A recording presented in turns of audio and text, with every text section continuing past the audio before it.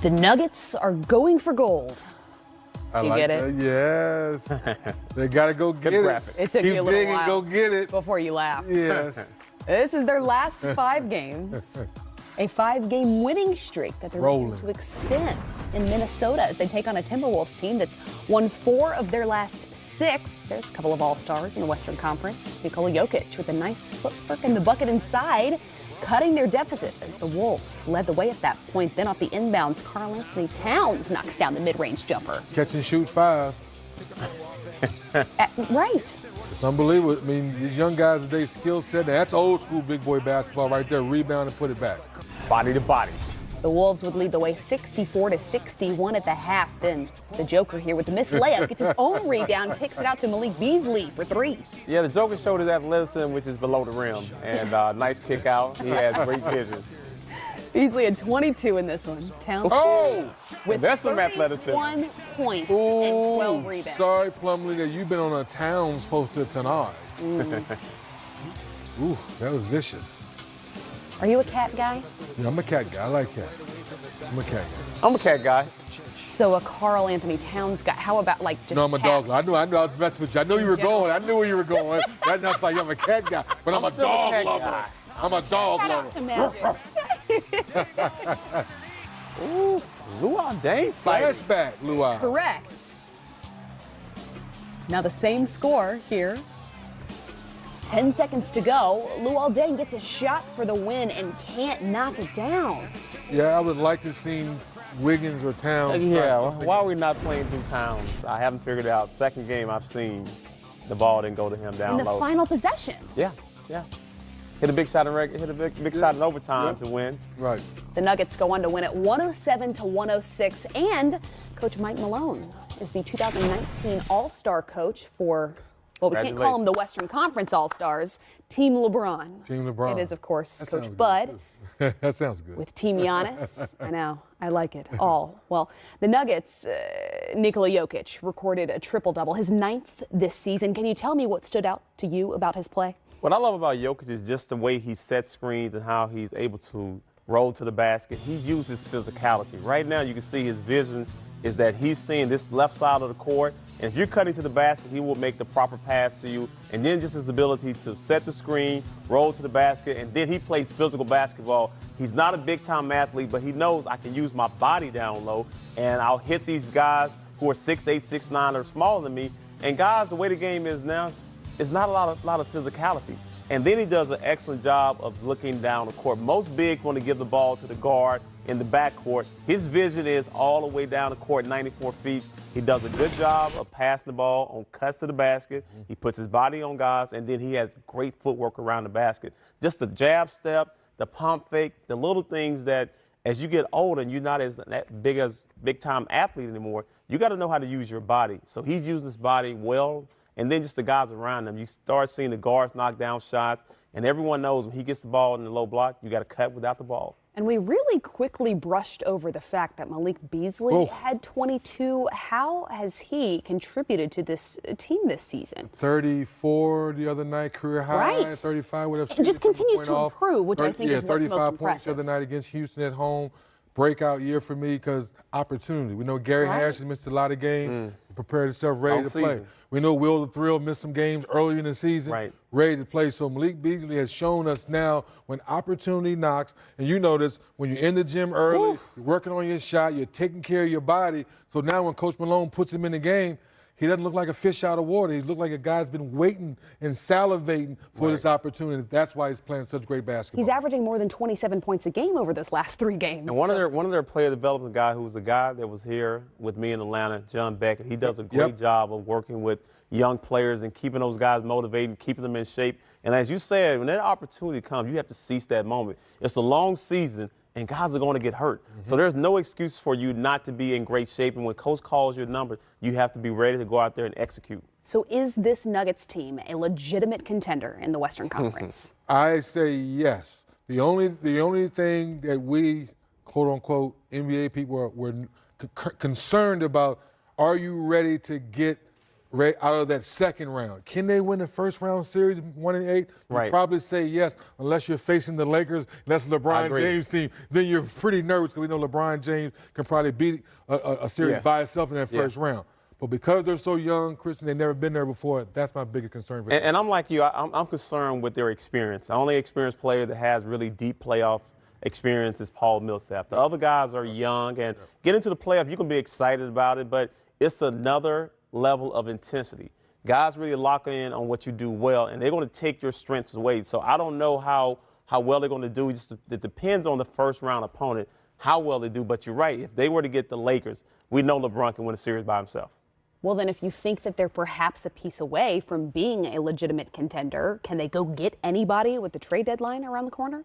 Believe it or not, I don't think it's a player for them, because I think Millsap is that veteran that TD's talking about.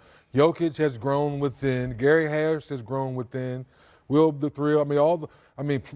Plumlee, they got enough pieces. Yes. Just getting to playoff experience. Maybe Isaiah Thomas comes back, from the injury. I think the young rookie's done for the whole year, Porter. But at the end of the day, you have enough pieces. Now is, do you believe in yourself? Does this system translate to the playoffs? And can you get those stops that we've seen teams do time after time, year after year in the playoffs? And I think the key is, once again, is getting to the playoff and then having your experience. But when you're going against teams that have already been in the playoff, that their experience and they know what they need to do as far as, like you said, getting consecutive stops, executing, knowing time and score, and knowing from each game, teams going to make adjustments. Players have to make adjustments, but you're the same player with the same tendencies that they saw before. So you have to be able to have counters and make changes. But I like the team. I like the chemistry. I wouldn't change anything, because you can bring in another piece and it can mess the chemistry up.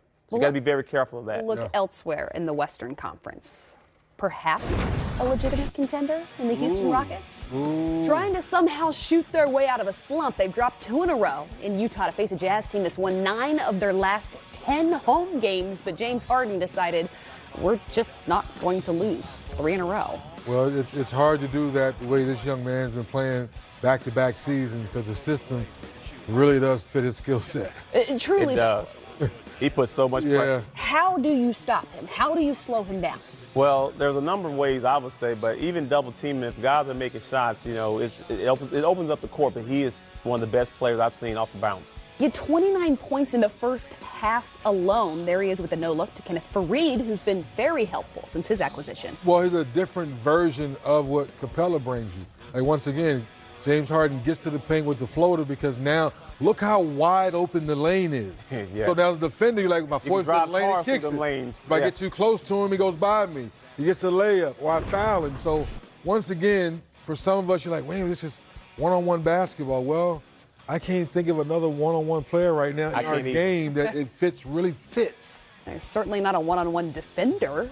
Well, I mean, it's tough to defend a guy that gets rhythm the way he does. And he's going to get 20 to 30 shots if he wants. So it's hard to guard a player that has a green light every time down the court. Is that for a defender, you're looking for help, but you don't have help because they have shooters on the outside. But he contributes across all statistical categories. He finished with 43 points, 12 rebounds, 6 assists, 6 steals, and 4 blocks. The Rockets won it, by the way, in case you missed it, 125-98. Is he simply running away with a back-to-back MVP trophy? I don't know if he's running away with it, but he's got a close grip to it. And as he continues to play this way, and this team continues to win, you look in the standings, they still hover around 5 or 6. That's what makes his case very strong. Like people say, oh, you see it every night. So now Russell's doing this with Paul George. Right. Now you see James Harden without Chris Paul doing these numbers, and they're still winning. So that's what makes it so much exciting to talk about. Oh, wait a minute. The Greek Freak is doing amazing things. He is. Right. And Milwaukee has the best record in the NBA. So this may be another one of those years where every case has so much data to prove it. Right. But I'm not sure who's going to win at the end. It's like I said, for me, he's the leading candidate right now. And just because he's been carrying his team without Chris Paul being there and then having Capella out, and he's surrounded, as you said earlier, with the right talent. It's all about personnel. You might go to a team and it might not be the right fit for you, but if you can get the right talent around you and they fit your game, and they know exactly what he does well. And his teammates don't complain, because you could be in other places where guys are shooting and you start hearing talk and chatter about, oh, he's shooting too much, he's a franchise player. That'll get you traded. So make sure you know your role on this team. Well, when we come back, the highlights continue with Ben Simmons and the Sixers wrapping up a 4-game West Coast road trip in Sacramento. And Anthony Davis is still on the Pelicans roster, not on the court, of course, in a Gucci tee with the blazer. I like it. The team's in San Antonio to take on the Spurs. Well, according to Chris Haynes, LeBron James is out for rest tonight against the Golden State Warriors. He played 40 minutes against the Clippers on Thursday night in his return after missing over a month with a groin injury. So many rumors surrounding Anthony Davis to Los Angeles. The latest rumor is that several teams are interested. So with that, let's listen to Luke Walton on LeBron James. Luke, we just found out LeBron's not going to play. They said load management. Just any additional info on that? No, we played 40 minutes that game, and it's been, woke up pretty sore. Hadn't been able to play a lot of basketball prior to that, so we got a couple days until our next game. So just load management. So what is that? How does that switch things back for today, just in terms of lineup and how you guys are playing in the previous couple games without him? Well, yeah, we're kind of working on all that right now. He was going to come here and kind of get a workout in and see how he felt before making a final decision. So we're working through some of that now. You expect to have Kuzma and Hart available? Yeah, we expect to have both of them. Luke, what's most different about the Warriors since they got Cousins compared to how you played them on Christmas? Well, Cousins is one of the best bigs in the game. He can pass, shoot from the three-point line. He's a monster to handle down on the block, draws fouls, hits free throws. So it just gives them a whole nother dimension to try to plan for. And they've been winning a lot of games since he got active. So teams are still trying to figure out what's the best way to guard that group. Barring a playoff series this week, your last visit to Oracle Arena, obviously winning a championship here as a coach, just any special memories that you can talk about and how special this building is, for basketball and has been? Oh yeah, I mean, going back to when I played against these guys, it was always fun. The crowd is incredible up here. When I worked here, the employees I see working security, walking the halls, it's great to always see them. I had a great few years here. After what Clay did in the last game, I mean, do you tweak your game plan to reflect that Clay was able to get open last time, or is it a similar game plan and you just hope that he doesn't get that hot again? Well, the game plans, we're always tweaking it a little bit, making adjustments, just like they made adjustments to the way we were guarding him after the first game. And, they got three of the best shooters in the world on that team, so sometimes they just some of those threes Clay hit were, from 10 feet behind the line, and some had two people all over them. So sometimes you just got to tip your hat. But yeah, we're looking to make adjustments and do it. Let's welcome in Bill Oram from The Athletic. He covers the Los Angeles Lakers. Look, Anthony Davis, he's been the talk of the NBA the past couple of days since requesting that trade from New Orleans. Still hasn't happened. Trade deadline is on Thursday at 3 o'clock. Is this deal going to get done before then? I mean, I think there's a lot of skepticism that there's going to be a deal between the Lakers and Pelicans before the trade deadline. I've talked to a lot of people around the Lakers who, certainly not the people who are proposing the trade, but just people who are part of the team, traveling with the team, who are just skeptical that there's a deal that can be made before the trade deadline. Everybody understands that the Pelicans have a lot of options and will have more if they can wait till the summer when Boston gets involved, and which is why you're hearing so much about this deal right now. There are people on LeBron James's side who are trying to facilitate a deal to the Lakers to create the impression that there is not that Anthony Davis is not interested in being anywhere else and scare other teams off. We've not seen that work around the NBA. Teams have been willing to take the risk on guys with one year left. You saw it with Paul George, Kawhi Leonard. So I think it's unlikely that 29 other teams or 28 other teams are going to be scared off by this. But they're trying their darndest right now to make it seem like that Anthony Davis to the Lakers is absolutely inevitable. But really, at this point, it isn't. Let's say the Lakers don't trade for Anthony Davis before Thursday. What's plan B? Well, I mean, I think plan B is to preserve all the cap space you can and get into the summer and do your best to attract one of those other guys who's available. In the meantime, I think there will be smaller deals that they'll pursue, look to add shooters who can help them on the perimeter. I mean, obviously, this is a team that ranks at or near the bottom of the league in three-point shooting. This is something that they knew going into the year after they'd added Rajon Rondo, Michael Beasley, Lance Stevenson, not shooters. So for the Lakers, if they can get a little help on the perimeter, a more traditional unit around LeBron James, that would go a long way. But it really is either big blockbuster for a superstar really at this point, or small moves around the margins just to help them get through this season. But there won't be that kind of middle tier deal where they'd be taking on somebody else's money. They are really reluctant to do that. Hey, Bill, Karan Butler here. Just want to pivot away from the Anthony Davis discussion for a second and just talk about the morale of the ball club right now, the young guys, the young nucleus. Dealing with all the trade rumors, how are they adjusting?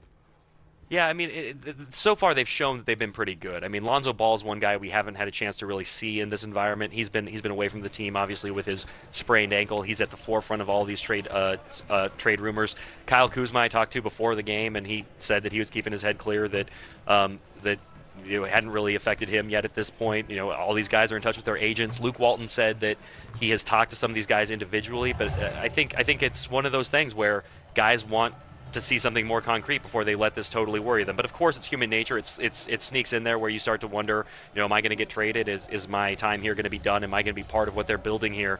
But everybody played pretty well against the Clippers on Thursday. Obviously, it changed a little bit last night when the reports went from the theoretical of what the Lakers might do to reports of offers that were actually on the table. But from what I've seen, the Lakers, the young Lakers nucleus has kept their heads on pretty straight, and they went through this a bit last year, obviously going through the trade deadline, watching Larry Nance and Jordan Clarkson get dealt to Cleveland.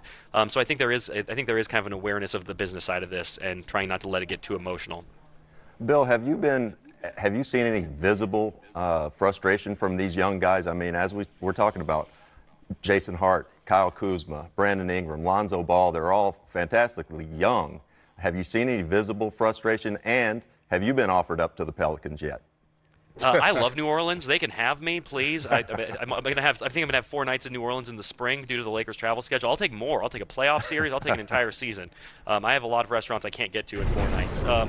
That said, to your first question, I really haven't seen where the young guys have shown that they've been too affected by this or frustrated. I think the frustration came when they were losing games before LeBron came back, when they were losing those games to teams like the Knicks and the Cavaliers. It was a really brutal stretch for that team, and I think that's where you saw them start to get frustrated. Maybe there would have been a chance of fracturing in the locker room, but LeBron, I think, came back at just the right time. The Lakers have fallen to 9th in the West. They're still there, but obviously have climbed back to within a game of the Clippers before their win today. So I think that they're in terms of this unit staying together, I think they've done a good job up to this point. LeBron returned on Thursday, played 40 minutes, now sitting out tonight. Did he stay on the court too long in that first game back? I mean, I think the game went too long. It would have been better for the Lakers, obviously, if they could have finished the Clippers off in regulation. Maybe if JaVale McGee had been able to put down that dunk, or if LeBron had not turned the ball over on that final drive. But obviously, 40 minutes, he hadn't played in 5 weeks. It's not really that surprising in a game that was going to be a tall order for this Lakers team anyway. Get him some rest. Let him recover. The Lakers don't play for another 2 days when they are in Indiana on Tuesday. Big final stretch before the playoffs, or excuse me, before the All-Star break as they try to get to the playoffs. They go to Indiana, Boston, Philly, and then the Hawks right before the All-Star break. That is a tough stretch, and if LeBron James is going to really get the Lakers to the postseason, which obviously is not a guarantee at this point after the 6-11 stretch when he was injured, they need him to be his absolute best for those games and hopefully go in and steal one in Boston or Philly, which are very difficult places for him to play, obviously. Yeah, I definitely felt like he should have had some type of minutes restrictions after being out so long. But I would ask you, per Woj, and we saw the first report of the trade, I'm going to put it in your court. Who do you trade, and what are you willing to part ways with to acquire Anthony Davis? I mean, I wrote this earlier this week. I think whatever the Pelicans want, the Lakers should be prepared to give. It is hard to get that second superstar. We know that teams have been reluctant to deal with the Lakers. They don't want to see a super team in L.A. And so if the Pelicans are willing to make a deal, even if it causes you to completely empty your cupboards, I think having LeBron James, the best player in the league right now, the best player of this generation, and then a 25-year-old superstar in Anthony Davis to kind of build around in the future, you probably make whatever deal the Pelicans ask for, even if it's all the young guys. The problem is, obviously we saw the reports they started with what was considered a low ball offer, and they'll go from there. I would expect as we get closer to Thursday's deadline, the Lakers' offer will continue to increase. I mean, obviously it wouldn't make sense for them to come out day one, say take everything, because then you'd live the rest of your life wondering if you could have gotten him for less. But I think the Pelicans are holding out for that maximum offer, and I would be very surprised if by 11:59 Pacific time on Thursday, the Lakers aren't saying, okay, whatever you want. Because to get that second guy, especially looking at this free agent class in 2019 this summer, Kawhi Leonard, Kyrie, Klay Thompson, Kevin Durant, Jimmy Butler, none of those guys feel like real fits with the Lakers or haven't really given the indications that they are interested in coming and playing with LeBron James. Anthony Davis wants to play with LeBron James. So if you can get him, I think that really, no matter the cost, you have to make it happen, as painful as it would be to part with such a massive group of young, talented players. Bill Orm from The Athletic, thank you for your time. Lakers, Warriors at 8:30. No LeBron James, but a lot of Anthony Davis talk. Appreciate it. Thanks, Bill. Thanks, guys.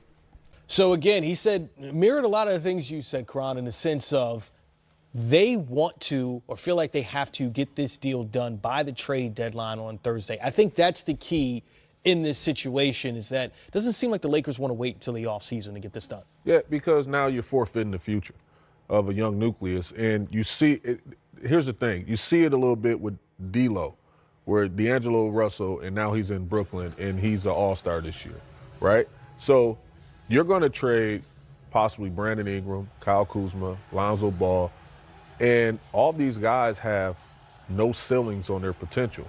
But you're going for sure thing right now in Anthony Davis, and you're gambling in the free agency, understanding that a lot of the guys are not out there and willingly saying that they want to play next to LeBron James. If it was a for sure thing that Kawhi Leonard was going to leave Toronto and say, look, I would love to pair with LeBron James, okay, I'll take my 50-50 chance. But you saw what happened with Paul George, and you just don't want to strike out up at base. I think you give them everything they want. Everything. Everything they want. Everything. Everything. You're at some point. Look, they've identified AD. They want AD. You're going to get there at some point, and you have to do it. And then you go out and you try to get who you get this summer. But if you've got, and then you hope LeBron and AD can win a championship. LeBron retires in a couple of years, and AD just keeps on trucking in LA, right? He's just 25. 25. That's why it's so intriguing, because he's 25 years old, superstar. Warriors, Lakers tip off at 8.